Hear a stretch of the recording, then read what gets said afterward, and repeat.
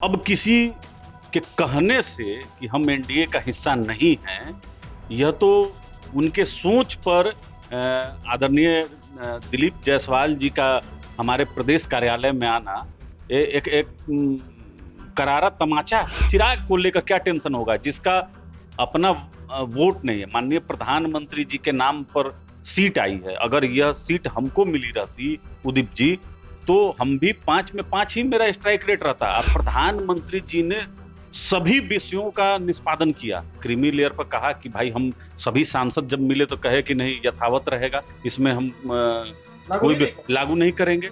जब कह दिया तो सड़क पर उतरकर समर्थन करना एक केंद्रीय मंत्री को शोभा नहीं देता है। आप माननीय प्रधानमंत्री को चुनौती आपने दिया है। अब भारतीय जनता पार्टी को सोचना है इस पर। हम लोग क्या कह सकते हैं? हम लोग तो अपने संगठन पर ध्यान दे रहे हैं, 243 पर तैयारी कर रहे हैं और सम्मान की राजनीति करेंगे।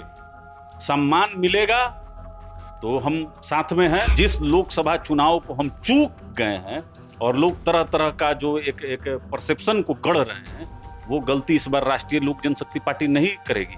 हम अपना पूरा ताकत के साथ हम इसमें जाएंगे। हम माननीय प्रधानमंत्री जी के विचारों के साथ हमारे नेता ने बराबर अपनी सहमति दी है और हम एनडीए में हैं, एनडीए में रहेंगे जब तक। हमारे नेता ने बहुत पहले एक बात कही थी उदीप जी कि जब तक राजनीति में जीवित रहूंगा माननीय प्रधानमंत्री जी के साथ रहूंगा। कुछ ही दिन पहले चिराग पासवान ने एक बयान दिया था जिसमें उन्होंने कहा था कि पशुपति कुमार पारस एनडीए का हिस्सा थे ही कब। मतलब पारस पूरी तरीके से एनडीए से बाहर हो गए थे। उसके बाद सुनील पांडे का राष्ट्रीय लोक जनशक्ति पार्टी छोड़ना, बीजेपी ज्वाइन करना, इस बात को और बल मिल गया।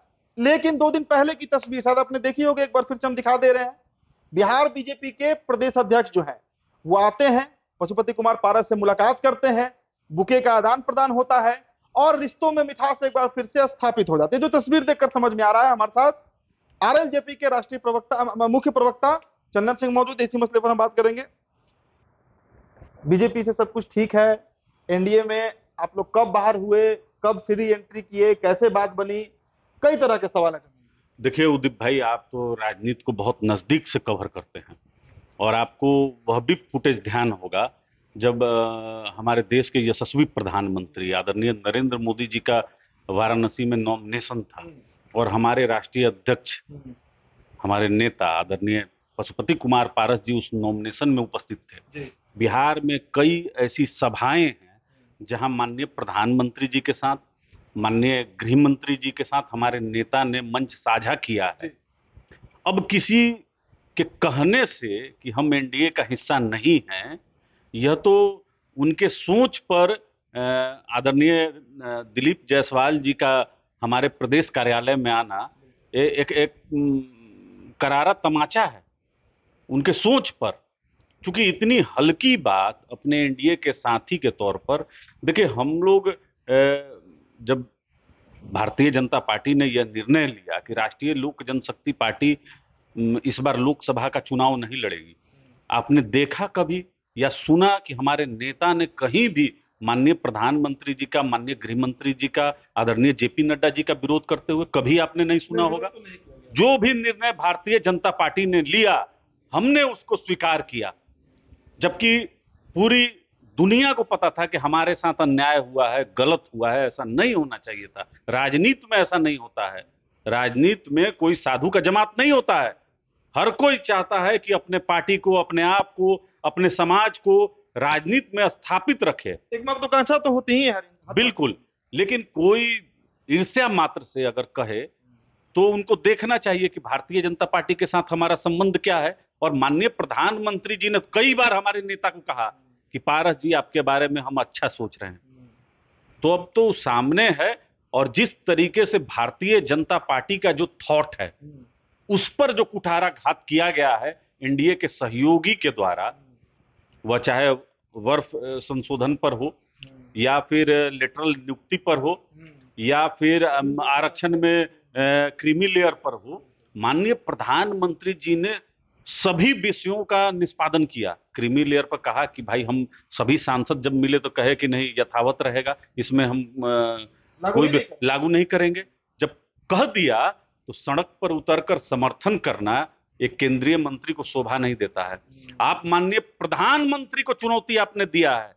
अब भारतीय जनता पार्टी को सोचना है इस पर। हम लोग क्या कर सकते हैं? हम लोग तो अपने संगठन पर ध्यान दे रहे हैं, 243 पर तैयारी कर रहे हैं और सम्मान की राजनीति अब करेंगे।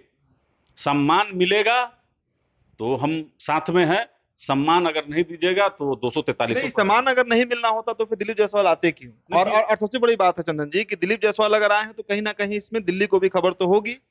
प्रदेश अध्यक्ष है, कोई सचिव महासचिव तो है नहीं। वो अगर आए हैं तो दिल्ली से ही हो सकता है ऑर्डर आया हो या दिल्ली ही कहा हो। जो भी स्थिति हो, विधानसभा को लेकर तो आप लोग को कहीं ना कहीं अब कुछ ना कुछ स्कोप तो जरूर दिख रहा हो। देखिए और ये टेंशन का विषय है चिराग के लिए। देखिए उदीप जी, अभी बिहार में 4 उपचुनाव है और उपचुनाव में किस तरीके से एनडीए का परचम लहराए, इसके लिए आदरणीय दिलीप जायसवाल जी का जो विचार विमर्श हमारे नेता के साथ हुआ है और हमारे नेता ने स्पष्ट कह दिया कि आपको जहां हमारी जरूरत होगी हम उपलब्ध रहेंगे। हमारे कार्यकर्ता गांव गांव जाकर एनडीए के पक्ष में प्रचार करेंगे, अभी से ही लग चुके हैं। तो हम तो समर्पण भाव से एनडीए के साथ है ना, कोई लोभ लालच नहीं है, हम सिर्फ सम्मान चाहते हैं। आप हमको रिकॉग्नाइज कीजिए कि हमने क्या बलिदान किया है आपके लिए, आप सिर्फ उसको याद रखिए।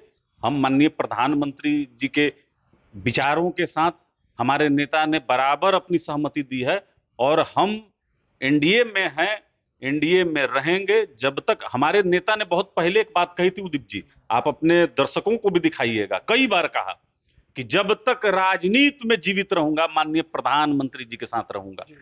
अब अगर कोई हमको अपने से अलग कर दे तो वो बात अलग है, लेकिन आदरणीय दिलीप जायसवाल जी ने स्पष्ट कर दिया कि हम एनडीए के अभिन्न अंग हैं और मजबूती के साथ हम काम करेंगे। और 2025 की जो तैयारी है उदीप जी, वह युद्ध स्तर पर अगर कोई कर रहा है तो राष्ट्रीय लोक जनशक्ति पार्टी कर रही है। क्योंकि हम जानते हैं कि जिस लोकसभा चुनाव को हम चूक गए हैं और लोग तरह तरह का जो एक परसेप्शन को गढ़ रहे हैं, वो गलती इस बार राष्ट्रीय लोक जनशक्ति पार्टी नहीं करेगी। हम अपना पूरा ताकत के साथ हम इसमें जाएंगे। जिस तरीके से लोकसभा में आप लोग का पत्ता काट दिया गया, कारण कौन थे बताने की जरूरत नहीं है। पारस जी के ही भतीजे चिराग पासवान का नाम बार बार आया, जीत पर अड़े हुए थे कि 5 से कम मंजूर नहीं, चाहता भी मंजूर नहीं। चलिए बीजेपी कंसीडर कर ली। आप विधानसभा की चर्चा आप लोग कर रहे हैं, आपको नहीं लग रहा है कि विधानसभा में भी चिराग कुछ गेम करेंगे? नहीं, उसका चिंता हमको बिल्कुल नहीं है। इसलिए नहीं है कि जब हमारे नेता पशुपति कुमार पारस जी खुद एक बहुत बड़े संगठन करता है और लोक जनशक्ति पार्टी का जो संगठन, जो आदरणीय स्वर्गीय रामविलास पासवान जी भी जीवित थे तो यही संगठन बनाते थे। तो संगठन का हमारा जो तैयारी है वो हमने आरंभ कर दिया है अपना हर जगह। तो चुनाव के पर्पस से हम तैयारी कर रहे हैं। गठबंधन में रहेंगे, सम्मान मिलेगा तो अपने गठबंधन के सहयोगी के लिए भी चिराग को लेकर कोई टेंशन नहीं है? उसी भाव से। चिराग को लेकर क्या टेंशन होगा जिसका अपना वोट नहीं है? माननीय प्रधानमंत्री जी के नाम पर सीट आई है, अगर यह सीट हमको मिली रहती उदीप जी तो हम भी 5 में 5 ही मेरा स्ट्राइक रेट रहता। आप पुराना लोक जनशक्ति पार्टी का ट्रैक रिकॉर्ड उठाकर देख लीजिए, यही रहा है। तो इसमें चिराग पासवान की कोई उपलब्धि नहीं है, माननीय प्रधानमंत्री जी की उपलब्धि है। तो हम लोग 25 को लेकर आश्वस्त हैं, तैयारी है? बिल्कुल, हमको आश्वस्त भी किया गया है और हमारी अपनी तैयारी भी बहुत जबरदस्त है, क्योंकि हमारे जो कार्यकर्ता हैं सबको कहीं ना कहीं जगह देना है। तो अगर एक पार्टी के तौर पर अगर आप चुनाव प्रक्रिया से बाहर रहिएगा तो पार्टी ही समाप्त हो जाएगी। तो हमको तो अपने सभी कार्यकर्ताओं को जो सालों से मेहनत कर रहे हैं, हमारे नेता आदरणीय पशुपति कुमार पारस जी के साथ, उनको भी जगह देना है ना। सब अपने अपने क्षेत्र में महारथी हैं। तो हम एक ऐसा टीम हम लोग का डेवलप हो चुका है उदीप जी कि हम आश्चर्यचकित कर देंगे अपने विरोधियों को।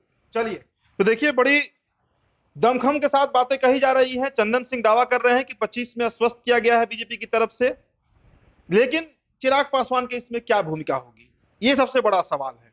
देखिए, पशुपति कुमार पारस एक फैक्टर बिहार में फिर से बनकर उभरे हैं। हालांकि बीच में चर्चाएं हो रही थी कि पशुपति कुमार पारस अब खत्म हो गए, पार्टी खत्म हो गई, नामो निशान नहीं है, लेकिन बीजेपी ने फिर से एक बल जरूर इस पार्टी को दे दिया है। फिलहाल इस चर्चा में इतना ही। हमारे साथ चंदन सिंह जुड़े हुए थे, बहुत बहुत शुक्रिया।